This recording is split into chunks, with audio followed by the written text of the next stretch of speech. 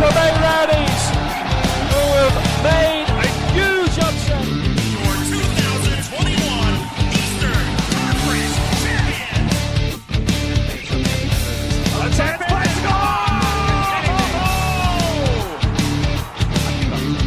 Oh, that is a delicious goal for Tampa Bay. And now, you're tuned into Tampa Bay's RBLR Sports.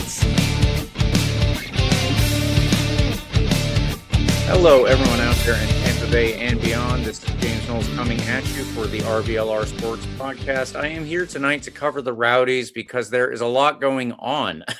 We have a lot to talk about tonight. Carlos, it is going to be a packed show, so let's jump in real quickly. How are you doing on this Tuesday evening?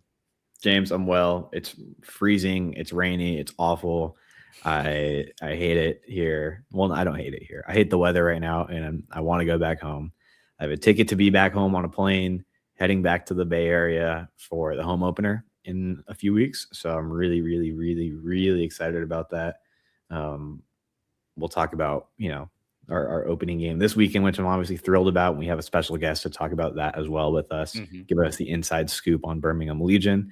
So I'm excited, James. It's game week. I mean, it's incredible. It feels like the preseason flew by. There's a lot of preseason games to keep us entertained. There was tons of news and roster turnover and new owners kind of in the last offseason, but it happened in the last year, whatever. Long story short, there's a lot happening that kept us entertained, I think, through the offseason.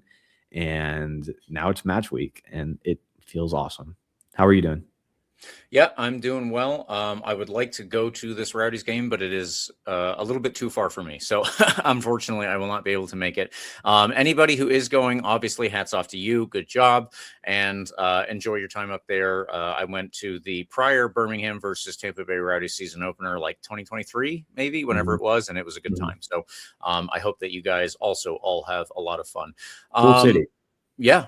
There's actually a lot to do around that little area because it is like pretty much downtown. But it's nice. So with that, let's get into this. We have two interviews tonight. We are talking first with Kaylor Hodges. Kaylor Hodges covers Birmingham Legion for his own podcast, and he covers the USL overall for the USL show. So I just wanted to note that for everybody. But Kaylor obviously is the person to talk about Birmingham Legion with, and we don't have a ton of info about Birmingham Legion. So I'm hopeful that he can provide us with that. Tons of new names for them. Obviously, they had a disappointing year last year, but it's a club that's been in the mix for quite a few seasons, given us a lot of problems. Obviously, this will be a name we talk about because he's not here anymore, Enzo Martinez. So be happy about that. But obviously, Kaylor's a great expert to have on here. I'm excited to get to chat with him about Birmingham and this upcoming opener. It'll be a good time. Yeah. Absolutely. And after that, we will be talking to Kartik Krishnaiyer. Kartik Krishnaiyer is someone who has a ton of knowledge about not only lower division soccer in America in general, but specifically about the labor dispute that's going on right now. He is in touch with people who are involved in this dispute. Anybody who is kind of not totally aware of what's going on, the USL Players Association last week voted to authorize a strike. Again, that doesn't mean that a strike will be happening. I just want to point that out for everybody, but they are authorized to do that. So we will see with Kartik exactly what that could mean for either the Rowdies coming up this year or, I guess the whole league overall, possibly. So yes, those are our two interviews. I think that they're going to be explosive at times, but very informative for everybody involved. So please like and subscribe to us on YouTube, any major podcast platform. Follow us at RBLR Sports on all your social medias. And now let's get into our podcast our interview. We're already in the podcast, I think, but let's get into our interview with Kaylor Hodges. All right, everyone. We are here with our Birmingham Legion expert. I should say, actually, a USL expert in general, but also a Birmingham Legion expert. Kaylor Hodges is here to join us yet again. We've had you on, Kaylor, for quite a few episodes. I think that we even had you preview the other Birmingham Legion versus Rowdy season opener a couple of years ago. Unfortunately, I won't be able to attend this game. So we're just going to have to, whoever is going, obviously, they should have a good time. there'll be a few Rowdies fans down there. Yeah, I'm sure of it. But Kaylor, thank you so much for joining us. And let's get into this. Yeah, always a blast. I love chatting with you guys. So I'm super pumped to talk ball. Oh my God, we get to talk ball and not like what you're going to be talking about later today. But you know what? Let's just act like the game's going to happen and we'll just preview it that way. Dang it. Yeah, yes, that's the mentality. That's the mentality. Yeah, I think that's the best way to do it here. We're gonna be the ever optimists and hope for the best. So, Kaylor, obviously this weekend the Rowdies are going to take on Birmingham Legion, who are an hour back. Anybody listening, I realized this over the course of this past week and corresponding with Kaylor, but the game will be just an hour back from Eastern Standard Time. Keep that in mind. And along those lines, we would like to get a good little preview of Birmingham Legion. We can talk about how they might stack up against the Rowdies, but if you could, please give us a good rundown of the way that Legion are lining up and what the roster looks like.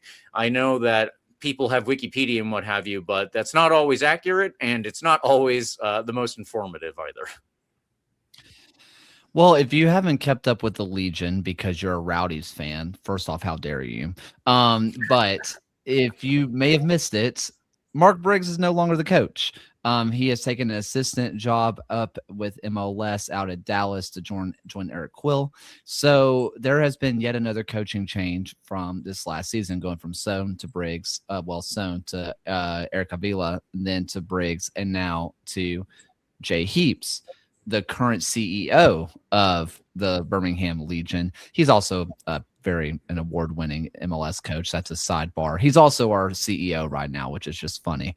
But he is going to be the coach this year. And when he was in MLS, he kind of floated. He was pretty solid as a 4-man backline, resorting to a 5-man on absolute necessity, but was pretty strongly a 4-man backline. He would kind of go 4-1-4-1 with a deep holding midfielder, and then allowing two number 8s, basically 2 box-to-box guys. One could be a little bit more creative. One stays more centrally in the midfield there. Sometimes he would go 4-2-3-1, but this year's iteration of Birmingham Legion looks to be about a 4-1-4-1, kind of keeping in line with what he has done in the past. Heaps did with the Revolution. What I'm seeing right now is specifically in the midfield, it's kind of a new look midfield, but also names that you might know if you've been following a little bit. The Rowdies killer, Enzo Martinez, no longer around. I was just looking at the roster here. So Rowdies killer no longer there. However, another person that's not as much clearly, but still kind of tormented the Rowdies is Tyler Pasher, who has moved from the right wing out into a central location. He's going to be kind of that creative number 10 type player for Legion. On his other side is going to be Samuel Shoshua, a player that comes from the Tottenham Academy, made his way through Minnesota United. He's typically a right-footed left winger, so inverted player, but they've been playing him more centrally to be as another creative option in the midfield. And at the base is Seth Antwi. Antwi's a new midfielder. He's going to be the holding mid, and he's been really interesting watching him because they've been having him just be the ball carrier through the midfield, and even having him not take the goal kicks, but receive the goal kicks inside of his 6-yard box. So they would have the central defensive midfielder, come into the 6-yard box, get the ball, and just dribble upfield as fast as possible. So they really trust him with the ball at his feet. So you're going to really see a lot of Seth Antwi. From there, it's another face, Ronaldo Damas. He's been around the league for a long time. On the left-hand side, former U.S. men's national team, youth national team player, Sebastian Salcedo. He's going to be playing over there on the left-hand side with Diarbian. On the right-hand side is going to be Sebastian Tregarthen, whom I think is the best player on this team. He's super underrated, but he's the real deal. Back line, because Fanuel Kavita suspended for this game because he got a red card in the last match of the year last year. You're probably going to see very good tracking, by the way. So Bryce Washington and AJ Patterson. And on the left-hand side, I'm interested to see who gets to start. I'm guessing it's going to be Dawson McCartney and Amir Daly over on the right-hand side. And then Koliat is a new goalkeeper for us. Matt Van Okel officially retires, and he is now the goalkeeping coach full-time. He's been the goalkeeping coach, but now he's just a full-time goalkeeping coach, and Koliat takes over. Cool. That's another name that I felt like tormented the Rowdies a couple times, is Van Okel. So I'm glad he's officially off the field. And I guess in the coaching role. Yeah, I'm glad you gave us a bit of the State of the Union at the beginning too on the coaching situation, because that was a weird one for us. I think in our group chat, we were like, that's something I haven't heard of before. Front office guy kind of coming down to the field, being head coach now. Is that something you're excited about? Do you have questions about that? Or they're kind of just maybe what's the feeling around that move internally? Jay's been very hands-on for a long time, even as the CEO, quote unquote. Yeah. He really took on that like kind of director of football role. He goes down onto the pitch during games. He's not watching from his ivory tower. When he was when Son was fired, Jay Heaps found himself on the touchline as Eric Avila's assistant coach. And some would say that maybe Jay Heaps was doing the primary of the coaching, not saying that Eric wasn't doing a good job. It's just kind of who Jay is. He's extremely hands-on. So this felt like something that could always happen. It's still funny. It's still absolutely hilarious to have your CEO as the coach. Like, it's just objectively hilarious. But I think that it's something that a lot of people saw coming. I was interested to see the reaction, because I think the fans were like, this is Mickey Mouse. Like, can we just be serious for 3 seconds? And then the players on the announcements were fired up. Like, former players were stoked. Current players were stoked. I've talked to players private, and they were like, no, like, this is a good thing. So clearly the fan perception is different than the player perception, which I think is probably the most important thing. Sure. Yeah. I mean, you're right. It looks weird from the outside, but obviously coaching experience under his belt. It's not like he's just kind of stepping on the field for the first time either. So that's super interesting. By the way, for Rowdies fans who might recognize the name Eric Avila, 2016 Tampa Bay Rowdy, had kind of a random stint here after his time in Orlando, made his way over to Birmingham. And I didn't realize he was still around as an assistant coach. I remembered that interim kind of moment for a little bit where he was coach for a second. I'm glad for him. He was a fun player to have around for a season. So I'm glad he's still around. Yeah.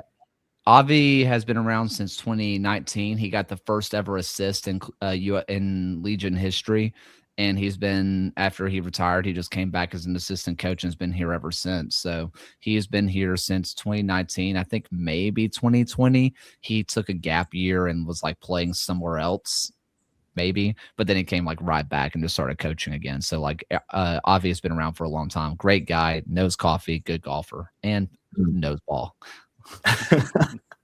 I mean, the coffee part might be the most important part, but I'm glad he knows soccer too.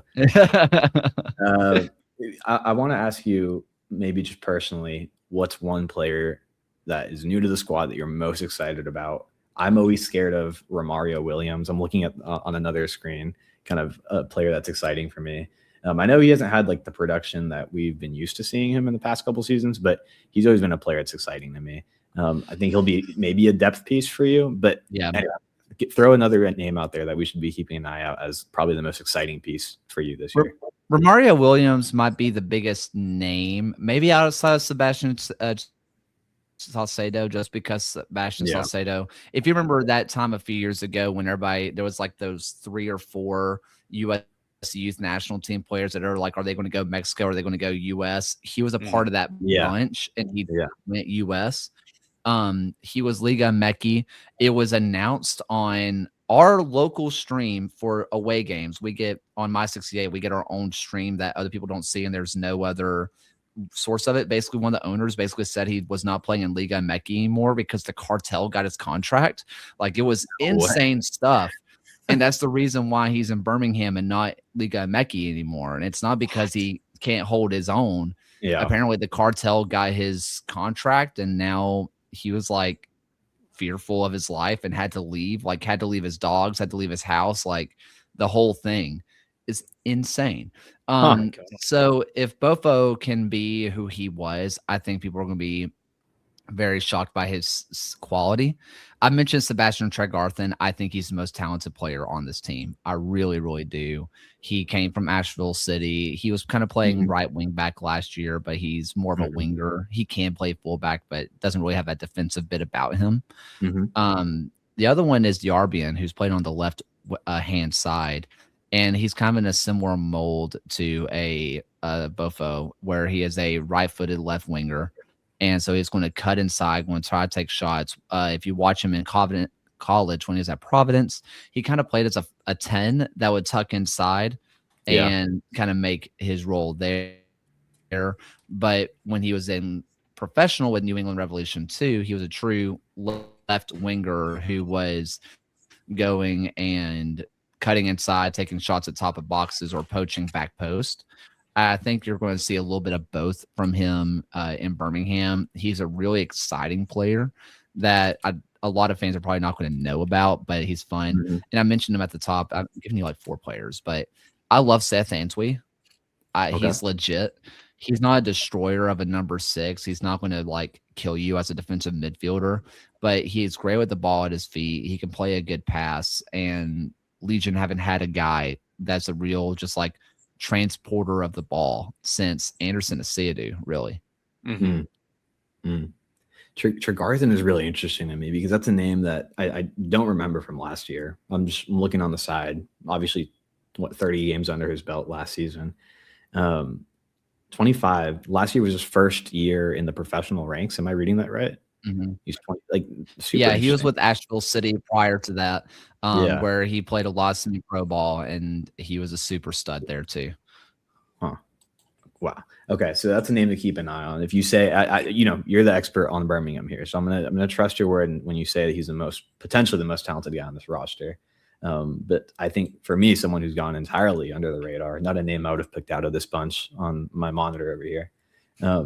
Super interesting. Okay, that's one to keep an eye on for this week. I'm glad. See, this is good because if we started talking about James and I don't know anything, like we don't know how we have a podcast because we started talking about this game this weekend. Keep an eye out for Mario Williams. I think he could be a problem for us this week. Okay, good to know.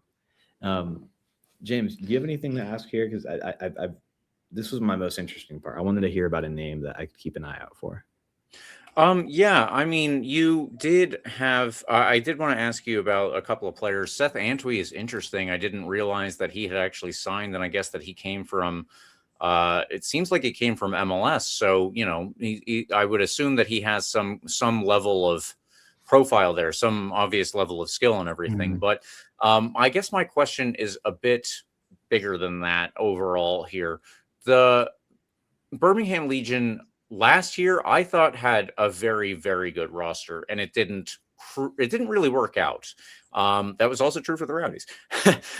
Without asking you to go through, a whole recap of why last season didn't work out, based on what you've seen and what you've heard, what is the feeling in camp this year? Is everybody like, that was a letdown, we need to pick things up, and we've got the tools to do it? Was it kind of like a surprise, and everybody's trying to make better on it? Where do you feel everybody is that you've spoken to? I think the difference from last year to this year is that Legion had gotten too far into getting names and not fits for systems. When Legion were at their best, they were getting players who had maybe fallen, young players who had fallen from MLS, the key word on young players, who still have that potential about them, maybe couldn't quite cut as the academy system. Look at a Seth Antwi, for example. He is a player who is Ghanaian, and because of that, it's harder for him to get an MLS job. From people I talked to in St. Louis, if he was American, he would be in MLS, but he's not. So they have to choose those international spots. They didn't find players like that. They went for a Danny Trejo, not that one. They went for Ronaldo Damas, which has worked out. They had Tyler Pasher, and people were like, "Oh my God, that front line attack!" But it didn't fit what Sohn wanted to do. And then they get rid of Sohn because, I mean, he helped build the squad, right? And they bring in a Mark Briggs, and it was just more of, this isn't working with what Briggs wants to do. It does, like, what he wants out of his team isn't working. And the biggest thing he wanted was just a nasty group, a team that can put in a hard tackle, wants to play hard, work hard. But the locker room had already just disintegrated. And so, like, from everything we hear, the locker room was a pretty tough thing to be around last year. And so when you're asking a team to put in a full 90 and not give up and be nasty, dirty, the whole thing, man, like, if you can't even stand your teammates, how do you do that? By all accounts, the people they have brought in have been wonderful people. They are young, hungry players. I think that there's still enough continuity from people who remember the old days, like a Jay Heaps, who was around as director of football. Eric Avila played for Birmingham when it first started. And you have Matt Van Ogle as a coach. You still have continuity there that remembers the good old days, that can maybe instill it into these young guys. And maybe these young guys will just be hungrier than these established vets. That's that's interesting. And I would, I think that there's also probably a lot of precedent for the young guys having the hunger for it. Obviously, they're just making their way into the game, and they're trying to establish themselves for a lot of reasons. And, Seth Antwi, that's a perfect example. Like you said, if people are saying his passport is basically what's holding him up, I can understand that. There are a lot of cases that we've seen in MLS where a player with a lot of talent just isn't given exactly the chances that they should, because the roster justification doesn't necessarily match up against somebody who might not be at the same talent level even, but then you don't have to worry about expending the international roster spot on them. So I appreciate that outlook. That's very interesting. We would usually also ask you to give us a prediction here, and I'm not going to necessarily do that, but what is your outlook for the season overall, based on what you've seen so far and based on the players that the team has brought in? Like you said, they're going for kind of a different aesthetic, kind of a different feel for everything. Where are you feeling about this? What is your expectation overall? This is where I'm having to balance fandom, obviously. Sure. I'm having to balance context of every other team. I am really bullish on this team. Really bullish. I think that this is the most complete roster, top to bottom. Like, I don't see major holes anywhere right now on this team, and it fits the system that Jay wants to run. I think this is the most complete team Legion has had in its club history. Is it the most talented? That can be argued otherwise. I'm not sure. Is it as talented as the Rowdies? No, it's not. I mean, I look at the Tampa Bay Rowdies roster, and it makes me want to throw up at how good it is. It's disgusting. Like, when I'm looking at Cruz and Akoff as your weak link, that's just messed up. That's not okay. So for me, I'm seeing this as a team who I think realistically is going to be competing for the slog that is 5 through 10 in the East. But I think for Legion fans, I think getting back to being competitive is more important than anything. Do I think they're going to be competing with the Rowdies, with Louisville, obviously, Detroit? Are they those kind of teams? I don't think so, but who knows? If this team can click just right, you have a guaranteed double-digit goal scorer, Ronaldo Damas. If you can get two other players that can give you anywhere from 5 to 8, you're already almost doubled last year's goal total. So that's something that you can really dream on if you're a Birmingham fan. I'm really bullish on this team. I think that it's going to be the most exciting product. It's the most complete product Birmingham has had in a while. I do think they tap out. I think probably the highest they can go is 4th, and that's if it's a magical season. I don't see them competing with especially Louisville, Tampa Bay. Like, they're not competing with those guys. But that said, it's the first game of the year. That's what we're talking about, right? Yeah. Who knows? Maybe they will compete on this day for a full 34. I don't know. But on the day, I think they can go toe to toe with anybody. But over a full season, I think it's going to stack out from that 5 to 10 range. Gotcha. I appreciate that outlook too. Kaylor, I have one more question for you, and then I'll let Carlos ask any final ones. But defensively, I also wanted to talk about Legion.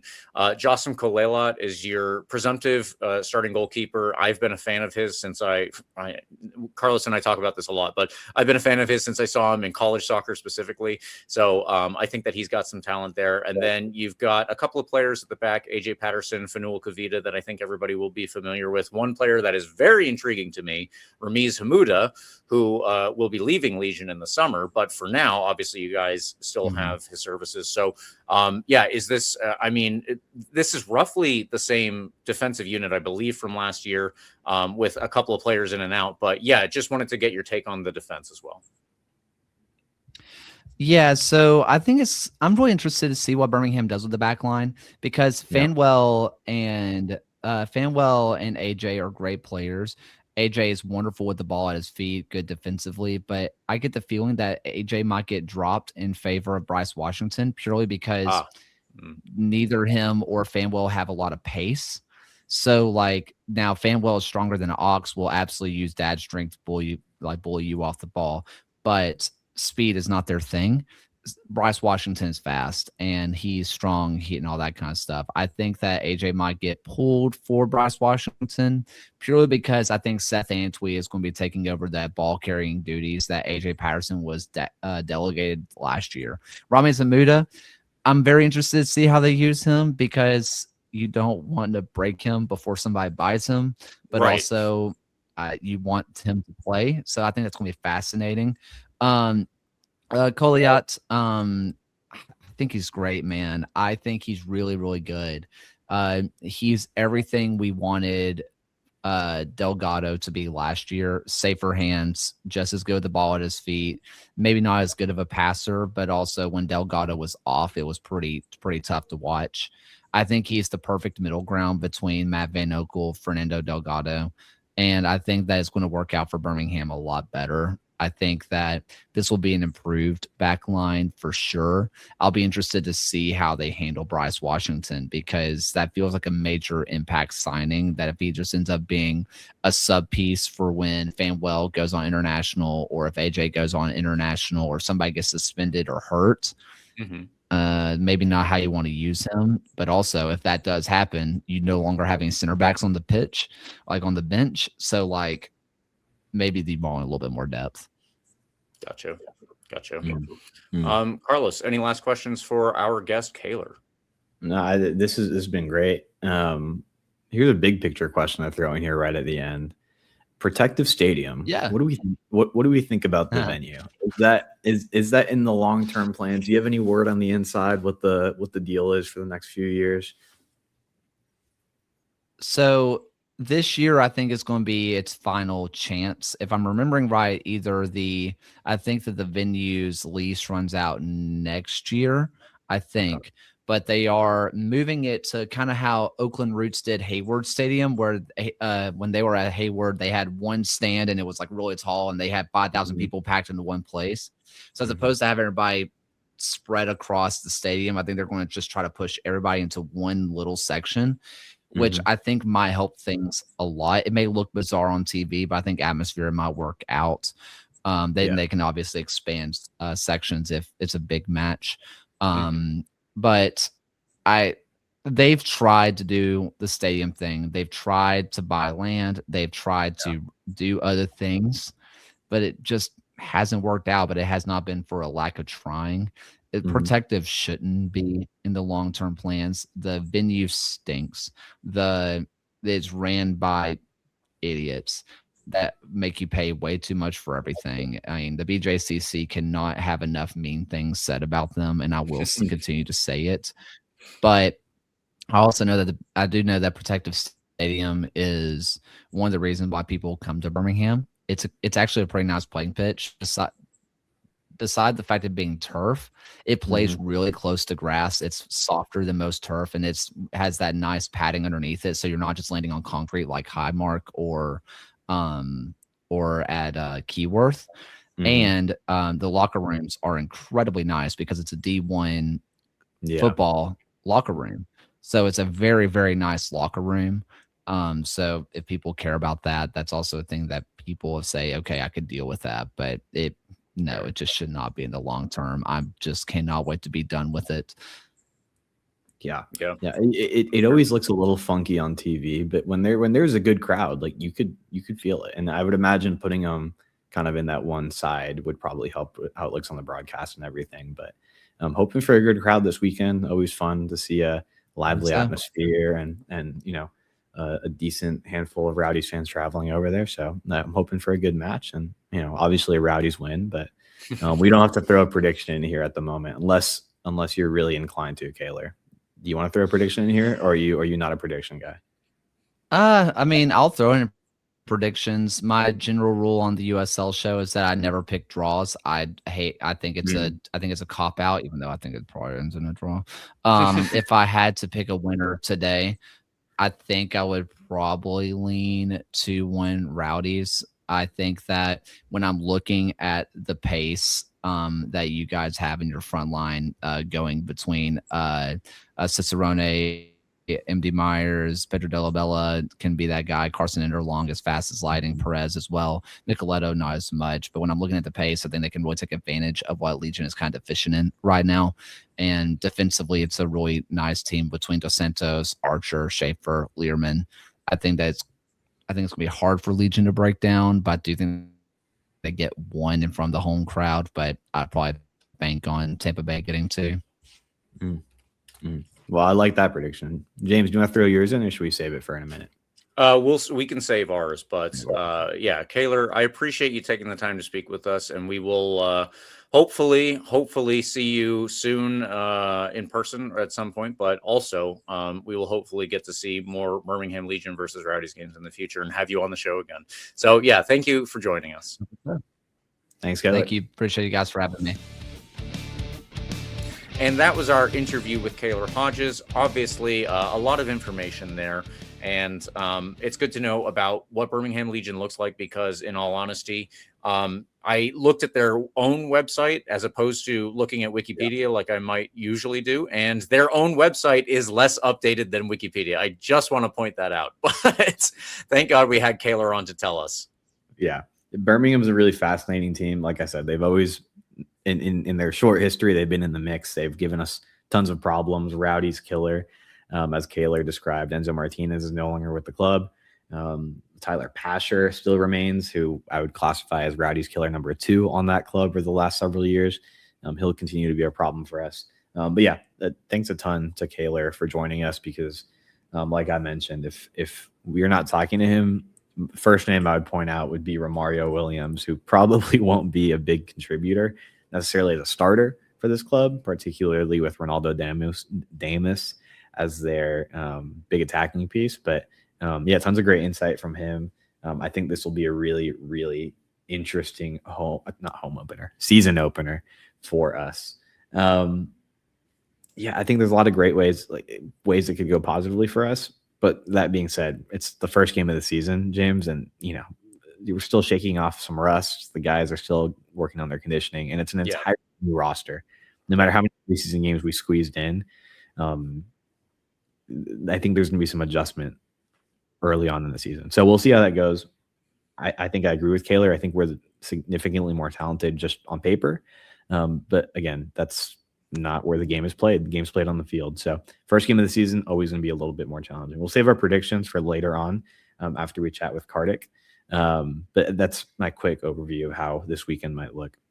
Yeah, I am in general agreement. And when we get to our predictions, I want to do just a little bit of forecasting as well from the guru, John Morrissey at USL Tactics. So let's get into that interview with Kartik. But before we do, please like and subscribe to our podcast Afterwards, we have one more request for you. If you would, please go check out our shop. That's shop.rblrsports.com. If you think you might need some new threads, I bet that you might find something there that you can support our podcast as well as when you go to, let's say, a Tampa Bay Rowdies game or a Tampa Bay Sun game. If you go to the Bucks or the Lightning or the Rays games, if you go to watch the USF Bulls, you can even get stuff there. So please go to shop.rblrsports.com and you can use the promo code COYR to get 10% off of your order. Now, with that out of the way, we have our second interview of the night. Let's get to it with Kartik Krishnaiyer. And we are here with yet another interview for our episode before the first Rowdies game of this 2026 season. We obviously did the preview of the game, and now we're talking to Kartik Krishnaiyer. Kartik is not only an authority when it comes to Miami FC, we've had him on for that, but also Kartik is our authority for generally USL relations, I suppose. And you have covered the league for local news outlets. You have helped individual clubs. Kartik, I think that you are a very good source for information here. And Absolutely. I think in this specific arena, the Rowdies fan base in general don't necessarily have all the best information about what's going on with the labor situation. Obviously, there are headlines that stand out, and we have all seen one big one in the last couple of days. So I'll just put that out here. The USL Players Association has, by I think 90%, they announced, voted to authorize a strike. That does not mean that a strike is currently happening. That doesn't mean that a strike will happen. All we know is that it can happen. And apparently 90% of players agree that they have the option, or under these circumstances, they have the option to do that. So I'm going to stop talking, and Kartik, I'm going to turn it over to you to give us a basic overview of where we are before the first games of the USL Championship season. Yeah, thanks, guys. And James, you and I discussed this briefly last week on our podcast on the Florida Soccer Report, and I had a sense something big might happen, so we said we'll dispense the conversation until next week, which was a wise decision because the next morning we woke up to the news that that they had in fact authorized the strike. Right, our podcast would have been very dated instantly if we had that conversation. So there are so management says there are four pieces that are separating them from the players. The players tell me they're more like 7 or 8. So even the places where there are differences of opinion and there's a gap in the headquarters offer and the players, what the players want, they don't even agree on that. And again, I should remind Rowdies fans, your club knows this all too well, that when you were in the league that I worked in, NASL, your owners, first Andrew Nestor and David Laxer, and then after that, Bill Edwards owned a portion of NASL.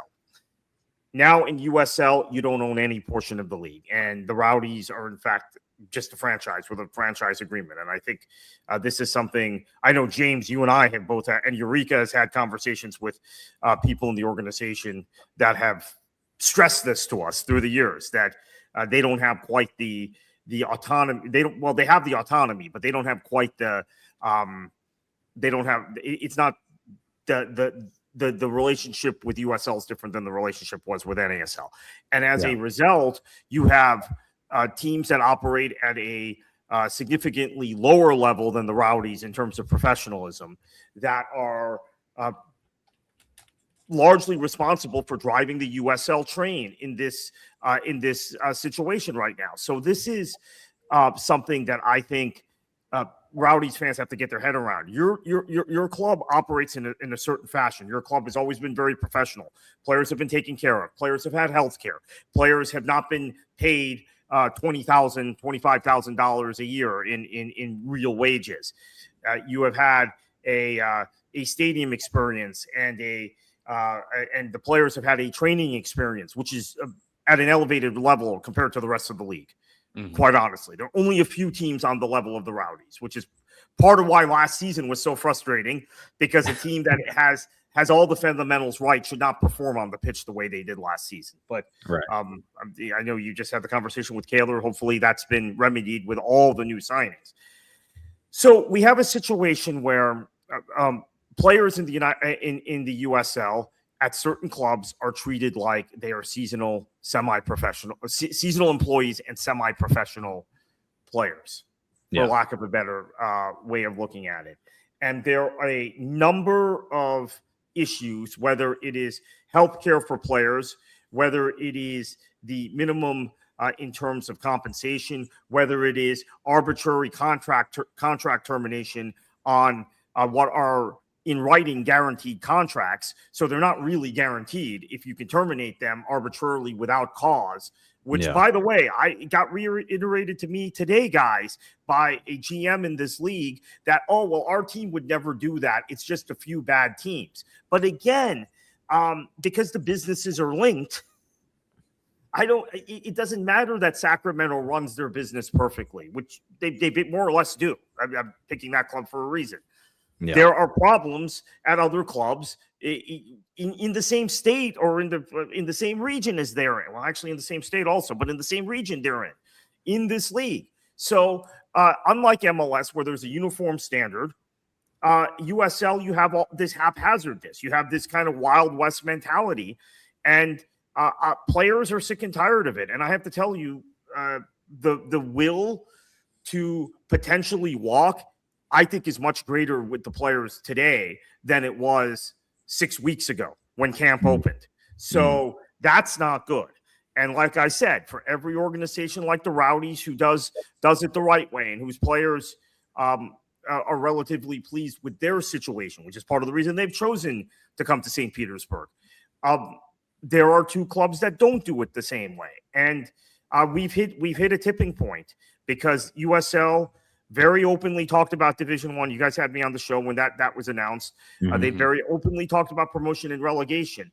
And you can't have organizations operating like some of the clubs do in this league and seriously consider yourself even a second division professional league, let alone a first division. So as you said, James, Friday, the players voted over 90%. The union represents over 90% of the players. Over 90% of the USL Championship players are union members. It's a little lower, the percentage in League One and in the Super League. But in USL Championship, it's over 90%. And over 90% of that 90% voted to authorize a strike. So even if you assume every non-union member doesn't want to walk, it's still well over 85, 87% of the players that do want to walk. I will mention, I'm not going to mention names, but some of the leaders of this are on your squad, are members of your squad. You have a lot of veteran players that you've signed this offseason. Many of them they love what's going on with the Rowdies, but there's a reason they signed with the Rowdies to begin with, because their experiences in some other places in this league weren't so good. So they're very much behind this. So we're at that point, and now federal mediators have been called in. Because what we've had is we have not had any improvement in management's offer in the last 6 weeks. And beyond the healthcare piece, beyond the contract minimum compensation piece, beyond the piece about training facilities and player welfare is a very significant problem with licensing and group licensing, which might be why you have discovered maybe in the last 48 hours, if you go to the Rowdies shop, you can't customize a kit. I don't know if you guys went to the Rowdies site I haven't noticed that. Shop the last 48 hours. But yeah, you can't customize a kit anymore. Now hopefully that'll change if we have an agreement. But I think the Rowdies proactively, smartly pulled it. Some other clubs did as well. There are other clubs still that you can go on and customize a kit. But what the union has communicated to me directly, and I think I've told you this privately, James, previously, is that they're not getting anything currently from those from that, and the group licensing agreement has expired. So the clubs cannot legally, properly customize kits with current players. They can do it with former players. So you can probably buy a Leo Fernandez kit, I don't know how Lewis Hilton, because he was on the team last year, but for the new players, I don't think you can buy a Leland Archer kit right now. I think that's been pulled. So that's going on around the league because of this. And the players want, they've come down on their number. They now want $625,000 a year in group licensing. The league is offering $125,000. So because the gap is that wide, and the players originally were in the seven figures, and I have it in my notes, and I think I told you this privately, James. The union has directly told me about the Konami eFootball video game, which apparently USL as a league has made millions off of licensing, and the players have seen basically like $40 a year from that game each. So there's a lot of contentious things here, and the gap is pretty wide. So hopefully there's a mediation session tomorrow down the road from you guys at USL HQ. Hopefully, and by the time a lot of people are watching this, I know RBLR, a lot of people watch on YouTube the next day or the day after. Hopefully they've come closer together. And my sense is, just to answer the question before you guys fire away, about Saturday against Birmingham, my sense is the union is looking for progress in this session. If there is some progress in this session with the mediators involved, I believe the first week will be played, and they will reserve the right to strike at some future date.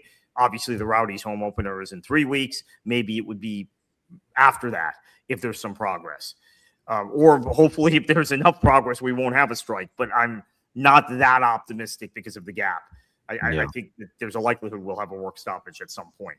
Now, do I think but if there is no progress, we might have a walkout, a strike on Thursday. I think at this moment, there's like a 70-30 chance we play this weekend. So I'm optimistic about that because I just feel like with mediators involved, at least initially with the mediators involved, there'll be some kind of shrinking of the gap between the two sides.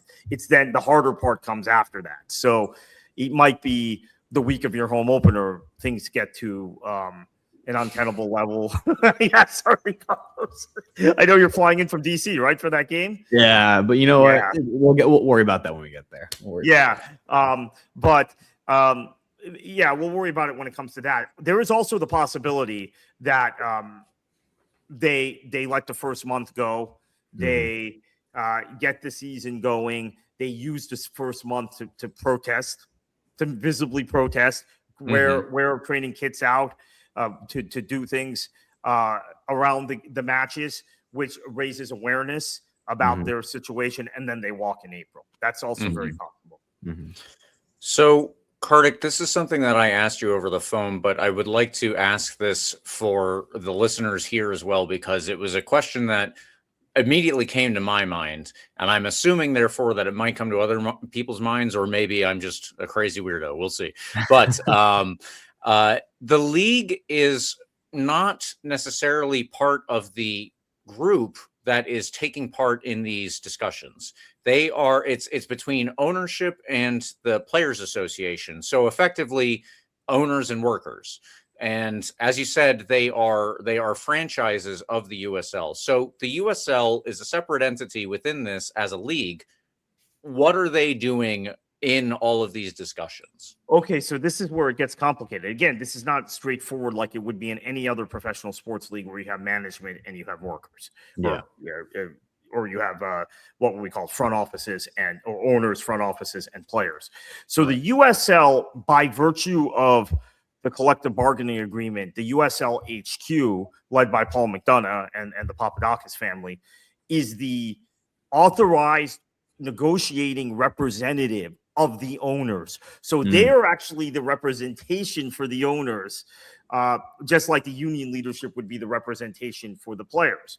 Now, there are some club officials that are part of this negotiation. There were 4, including 2 people we know well: Lee Cohen, formerly of the Rowdies, currently of Charleston, and Jay Heaps, who of course Kaylor knows well, and we all know well. I remember him from his playing days, Jay Heaps of Birmingham. So you have those two plus 2 representatives from Western Conference teams. in addition to the USL HQ representation, who are technically the proxy or the representation for the other 21 USL clubs that are not in the room. So it's very complicated. So you have people like Lee who do represent ownership, or at least ostensibly. He's not an owner, obviously, but he represents Charleston ownership.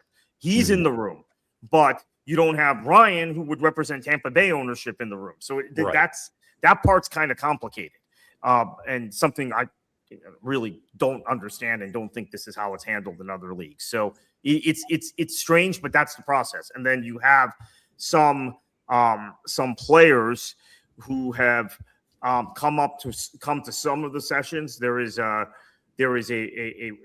Rowdies player. I don't want to necessarily name him, but there is a Rowdies player who has gone to a couple of sessions just because of proximity, because of where he is. I don't think that player can go from now on because the season is starting. Right? He had to miss training 1 or 2 days to do that. There were a couple other players at other clubs that had flown in for even when they went to Atlanta, when they had a meeting in Atlanta. There was a face-to-face meeting in Atlanta. Oh, that was almost a month ago now. My goodness.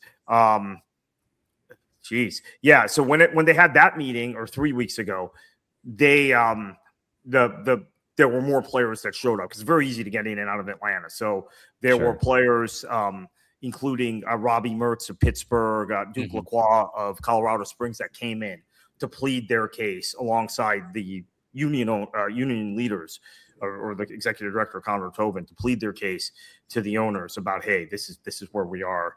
Yeah, it's all veteran players. I think the key thing to kind of get your head around, if you're a fan, is that the veteran players are really leading this. If there were players that ownership could peel off, it is the young guys. The veteran players are very resolved about this. I have not talked to one long-term USL player that I have contact with. And, I mentioned guys like Mertz and Lacroix. They've got familiar names. They've been around for a while. There isn't one guy like them who doesn't think that they should strike at this point. At some point, I should say at this point today, but at some point, because of the situation. The 10% who voted against authorizing a strike were probably younger players. Gotcha. Wow. Well, Carlos, do you have any questions here related to this? I'm curious if you James already mentioned some of your history in lower league soccer in the U.S. and your time with NASL. So you've been around this landscape for a little bit.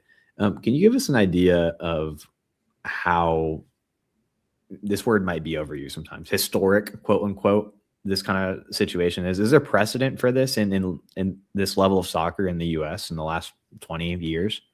No, this is the first time the players have gone this far. So we were close in MLS in 2015. I was kind of close to that situation because this is my kind of conflict or dual roles in being so involved in the game. At the same time, I had left the NASL by that time. I was working as a consultant for Fort Lauderdale, who was in the NASL, but I was also, as a journalist, a beat writer covering Orlando City, who that was the year they moved from USL to MLS. And there was rampant fear in town in Central Florida that the first game wasn't going to happen because there was going to be a labor impasse.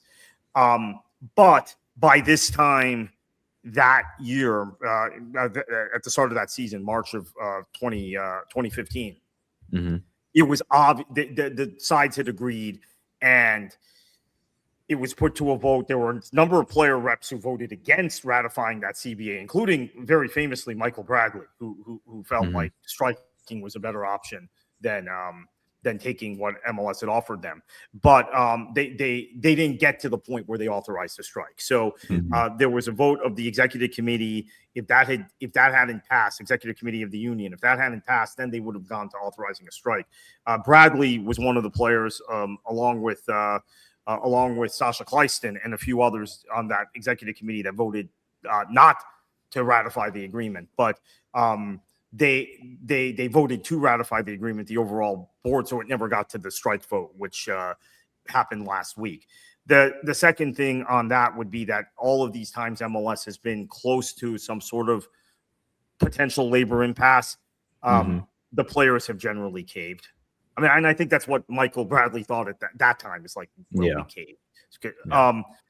this time, I think it's very different. There's a resolve with the USL players. I think there is a feeling that when they made the agreement in 2020 for the CBA that just expired, that USL was in a growth mode. A lot of these players had come out of the NASL. The executive director of the union, I know so well, Connor Tobin, because he was so just as a point of background, Rowdies history here. Rowdies won their one championship of the modern era. Connor Tobin was the starting center back for the team you guys beat in that final, Minnesota. And we as a league were managing Minnesota at the time. So I got to know their players and their staff really well. And obviously I was at Al Lang that night when Jeff Attinella made those incredible saves in pens. And so I have known Connor this whole time. I've known him for that was his rookie year. So I've known him since that year. So 14 years. So a lot of the guys that started the union came out of NASL. And because there was no collective bargaining process in NASL, but there was also money flying around in NASL. It was a very unhealthy situation, right? Teams were overspending in that league. Miami FC, Cosmos, Fort Lauderdale to a certain extent overspending. Indy 11 was overspending. You could argue they continued to overspend once they came into USL until very recently. Indy has always been kind of a big spending club, but there was no desire necessarily to form a union because the pay was so high, but there were several grievances in that league. So in NASL, I had to deal with this as an employee of the league the first 3 seasons of the league. When I was in the league office, we were constantly getting player grievances. And I remember just remarking to other people in our office, at some point they're going to have to form a union. There's going to have to be a process for this. It doesn't matter that they're getting paid. They're getting paid good value, and you even have guys that are jumping from MLS to USL. From MLS to NASL in those days. We used to poach some of their guys. So this has been a process, and I think, Carlos, to answer your question, it's unprecedented. We have not, and this is why I think, just real quickly, the USL management did not expect this because it is so unprecedented. The players have always caved; they've always backed down, and there's a feeling that the 2020 CBA that they signed with USL, they signed kind of on the cheap because they thought, okay, there's going to be all this growth in the league, there's all of this expansion in this space. We're hosting a World Cup in 2026. So when we come back to renegotiate next time, the situation will be totally different and we can get a better deal. And that hasn't been the case. That's fascinating. And one more question I'll ask you, because it happened in the last week, right? South Georgia Tormenta, right? The situation over there. And we talked about this last week on this podcast as well. That, for anybody that didn't listen to that or has been tuned out for some reason of USL news, is not playing this upcoming season. There was a disagreement between the owner and the players about, my understanding, essentially paying health insurance. Kartik, do you know if there was any if that played any factor in authorizing this strike? Was it kind of just happened to be at the same time? I'm curious if you know if that kind of, obviously it's League One, right? So not necessarily. Yeah, but I'll tell you something that's crazy when you talk about that. I told James this on the phone, and he was shocked. And now the union has said it in the last 24 hours on their Instagram. So they were thinking the same thing we were thinking. Those South Georgia players are in League One. They all got 3 months severance, which is probably not good enough. Let's face it. The offer on the table for USL Championship players is only 2 months severance in a higher division. Okay. And I mentioned this to James the other day on the phone, and I didn't realize the union was also going to reveal that, because the union, I think, put it on Instagram yesterday. They've actually offered us less than the Tormenta players got. The Tormenta situation is pretty tragic. I have some sympathy for that owner. I think he's a good owner. He's done a lot of things right. And we know, you guys know as Rowdies fans, the players like Connor Antley that they've developed and Micheletto is a guy, right? Micheletto is a player that played several years for Tormenta, even prior to them being in USL League One. When they were an amateur team, he played for them. So and Mason Tunbridge is now in the USL Championship. He's with Miami FC. Tons of players they've developed. So I have some sympathy, because my understanding is he was trying to get it done, but there's been, I don't want to get political here, but there's been a jump in the cost of premiums in the last 2 months for reasons related to Congress not acting and the president, et cetera. So that increased his costs. He still wants to bring the club back next season. My concern is that these players are only getting 3 months severance. So if they don't get picked up by another USL League One club or championship club, they're in trouble. They're essentially out of the game for a year because it happened so late. Wow. And that 3 month severance doesn't go a long way if you do get signed and you have to relocate. So that's another consideration. So that's another thing. When management tells me, oh, there are only 4 issues separating us from the players, they wouldn't consider that severance issue one of those 4 issues. Well, that severance issue, as we have seen now, is a significant problem. And we don't expect another team to pull the plug in January or February in the future. But what if it happens? You can't have just a 2 month severance. That's insane to me.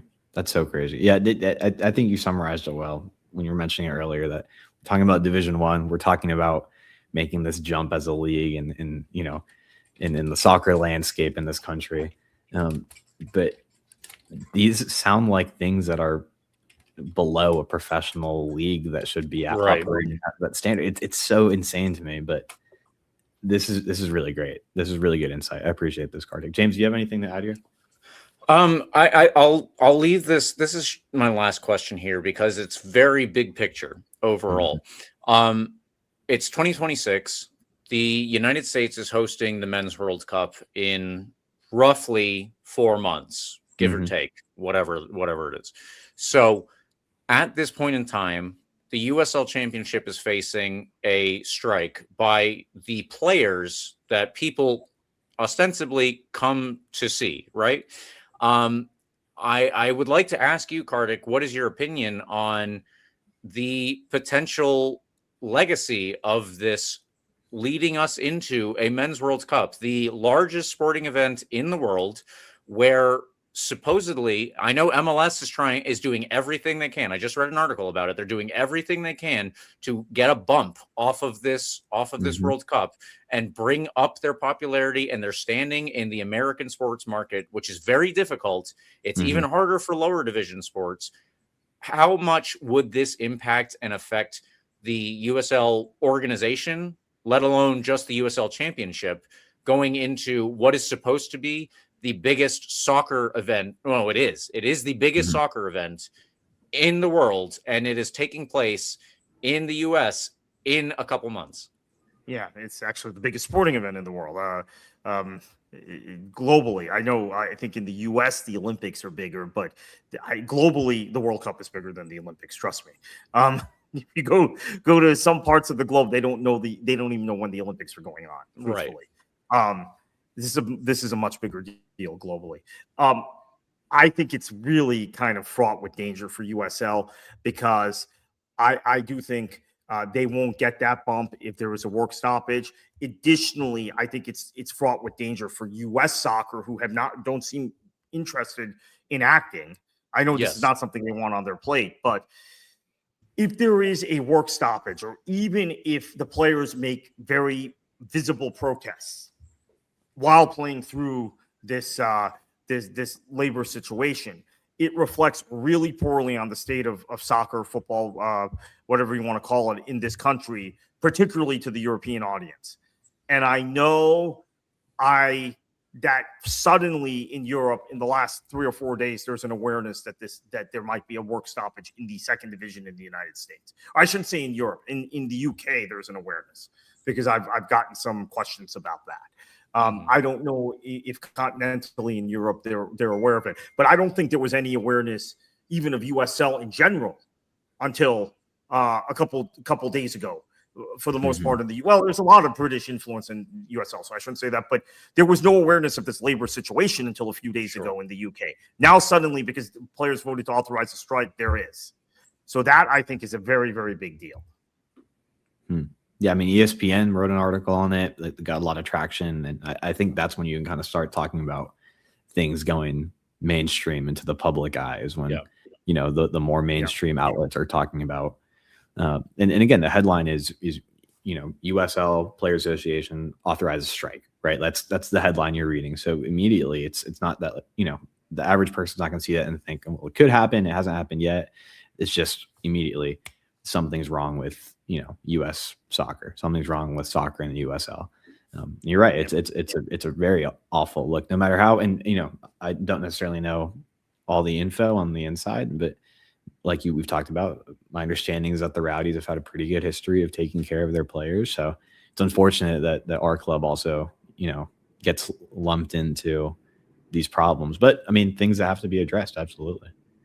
Yeah, and I think that's what kind of my final thing I was going to say is that Rowdies fans have to realize their club is not one of the problems, but they're in a league full of problem clubs. It's not just one or two clubs. It's more than that. So your club has done things right. Your club has been very professional. You guys have people who have been around the game that work in the front office, guys like Ryan and Nico and others.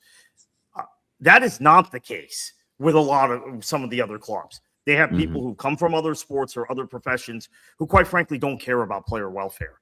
And that is another big part of the problem. The level of front office competency at some of these USL clubs. And I'm speaking directly about the problem clubs.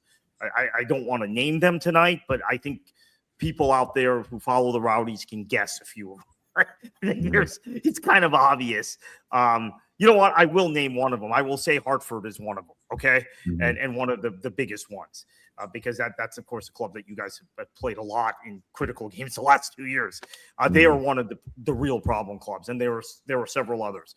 So that's the thing I want to stress to Rowdies fans, that your club has done a great job. You guys have been so professional since I walked in the door at NASL HQ in my first event as NASL PR director, as the comms director for the league, was to come up to Steinbrenner. You guys were playing there then, and launched the team basically with Perry Vanderbeek and Andy Nestor and David Laxer. You guys have always done it the right way. Most of the teams, there were some teams in NASL who didn't do it the right way. Unfortunately, there are even more teams in USL that are not doing it the right way, and we're 15 years later. So as the game grows in this country and there's more and more resources and more interest, some of these clubs have done this. So that's not good. Right. Yeah. I think that these are all good points, and the involvement of the U.S. Federation is the only other thing that I think, but that's they're not involved, as you said. So that's not even really something that we can discuss. I don't know why taking their lack of involvement would be a whole other episode, in my opinion. So Kartik, if there's anything else that you have to get us informed for this season, we appreciate your time, obviously. But what if there's anything else you have? No, I actually wanted to say that last, and Carlos teed me up for it, which was basically the Rowdies the Rowdies fans have to understand that as well as their club is run, first under Lee and now under Ryan, or going further back under Andrew Nestor. There are these problem clubs you play every other week that maybe you're not aware. Your Rowdies fans are not aware that they're playing a problem club. So I named one club, Hartford. There are others like them. That are, and I think you guys out there, Rowdies fans, can probably figure out which clubs they are. And until the standard of operations for a lot of the teams comes up to the level that Tampa Bay operates at, that Jacksonville is launching at, and Jacksonville's launching at a very high level. Sacramento, Lou City, Lexington's actually a big surprise to me. They're operating at a really high level. But until you get the other clubs up to that level, this is going to continue to be a problem. And I think we're not going to have labor peace in this league, because you can't pound your chest and say we're going to be a D1, we're going to challenge MLS, and then have clubs like Hartford. Quite frankly, it doesn't matter whether they win or lose, because they were very good last season, right, on the pitch. But there are other extenuating circumstances there at that club. Absolutely. All right. Well, Kartik, thank you so much for joining us. This has been honestly very good for me, again, to hear some of these reiterated, but also for all of the listeners to get a little bit of a sense of what the season might or might not look like at this point. Thank you very much. Great. Thank you, guys, and good luck on Saturday against Birmingham. Thanks, Kartik. Appreciate it. And that was our interview with Kartik Krishnaiyer. We talked about everything, everything under the sun related to this. As I said, Kartik really knows what he's talking about here because he's literally in touch with the people who are in these discussions. But he also has an incredible background. So I appreciate his outlook on this, and I appreciate his informing us. It's very helpful for any fans who want to be aware. Well, first of all, is there going to be a season this year? But in addition to what the demands are, we have a little bit more information about players asking for basic things, in my opinion. Anyway, Carlos, anything else before we get into the predictions in the extra time segment? Yeah, no, just great chat with Kartik. He's always super informative when it comes to anything lower league soccer in this country. Like you said, we've talked about his experience and his credentials to talk about this kind of thing.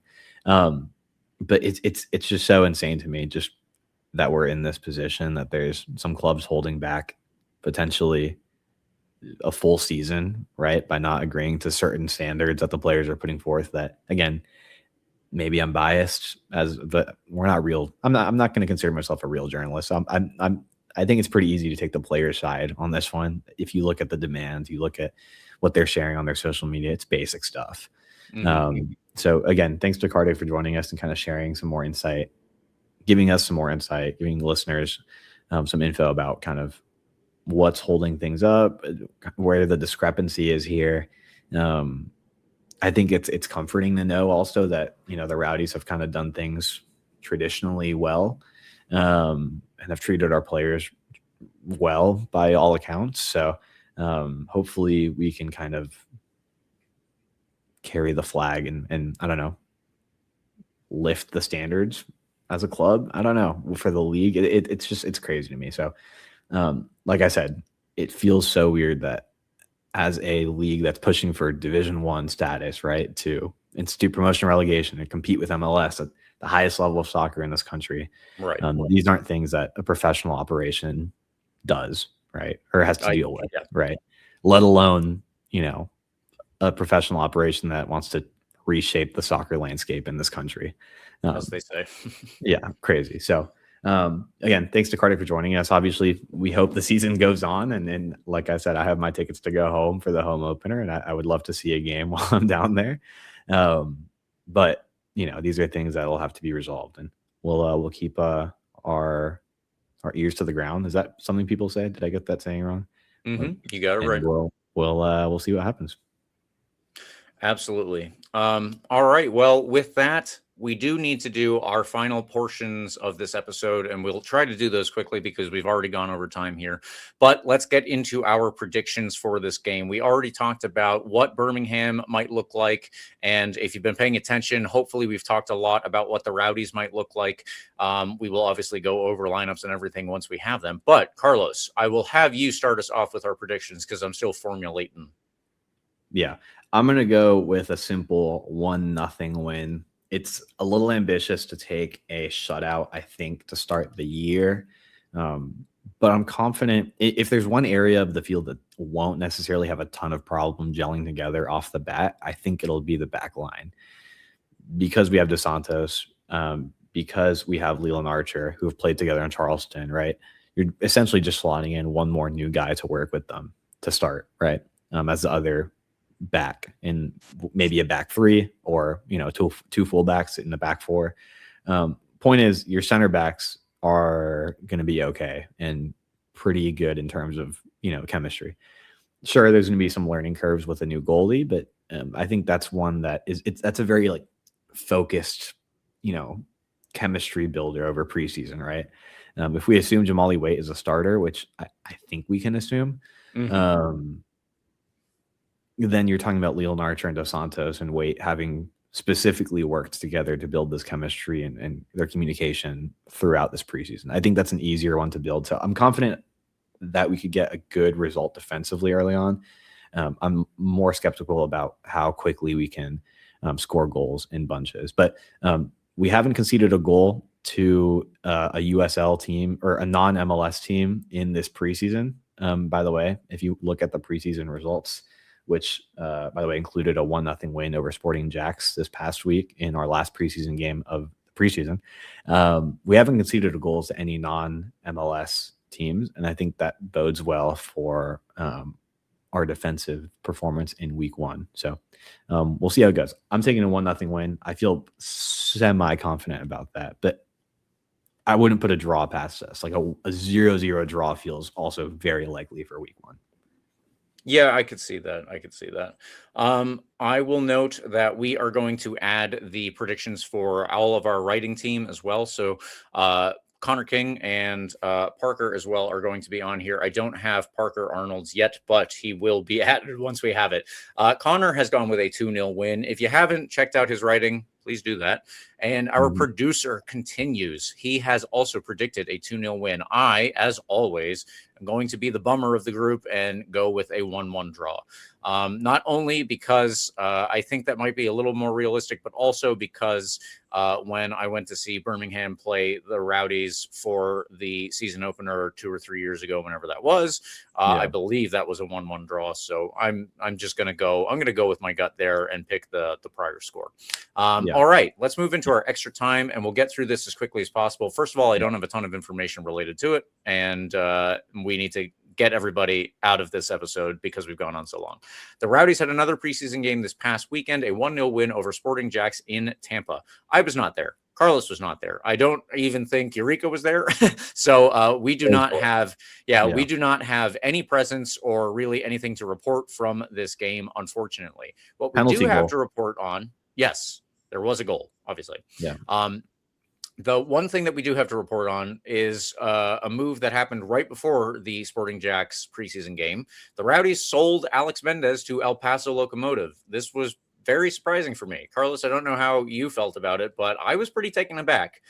He's had a good amount of playing time in preseason. I don't think that it was, but again, it's preseason. It's not always overwhelming, but this one definitely threw me for a loop.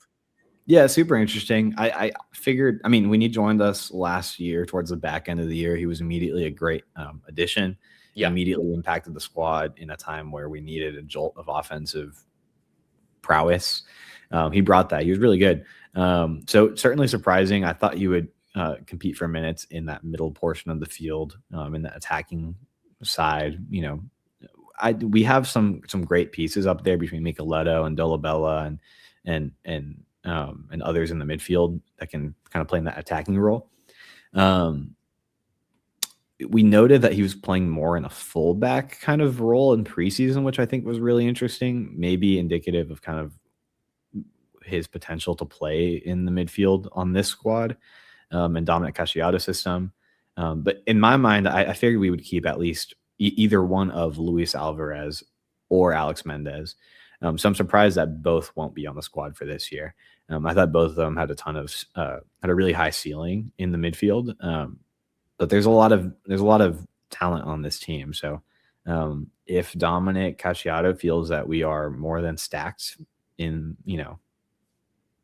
that position, I don't have any reason to doubt him at this time. But certainly a little bit surprising, kind of out of nowhere, especially this close to the start of the year. Yeah, that's a good point. It is obviously a couple of days away from our presumptive first game of the season. So very, very odd in my opinion. But as you said, right now, we've got no reason not to trust Coach Dom. I think that he has set us up in a pretty good preseason, at least. And I like the roster overall. I will admit to being a pretty big fan of Alex Mendez, especially from his 2 or 3 months with us last season. But you got to roll with the punches, I suppose. So with that out of the way, we will finally get all of our listeners out of here and let you get back to whatever other podcasts or whatever other work that you were doing. Thank you so much for joining us this week. We hope that we gave you enough information to feel ready for the upcoming game and the upcoming month, hopefully the whole upcoming season. Please follow RBLR Sports on Instagram, Twitter, TikTok, Facebook, Threads, Blue Sky, everywhere at RBLR Sports. If you would like to get more information on the Rowdies and all the other teams that we cover, I am mostly on Twitter. If you'd like to get at me at RBLR James K, you can use the hashtag AskRBLR, or you can reach Carlos at CarlosTPA10 on Twitter. And please like and subscribe to our podcast. You can get the full experience on YouTube. We are also on Spotify, the iHeartRadio app, Apple and Google Podcasts, all of that stuff.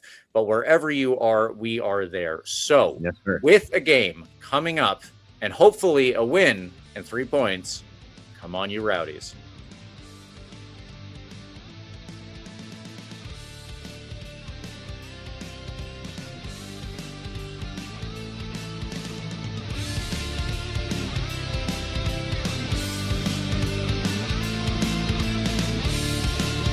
Thank you for tuning into this presentation by RBLR Sports. On your way out of the stadium, please remember to like and subscribe.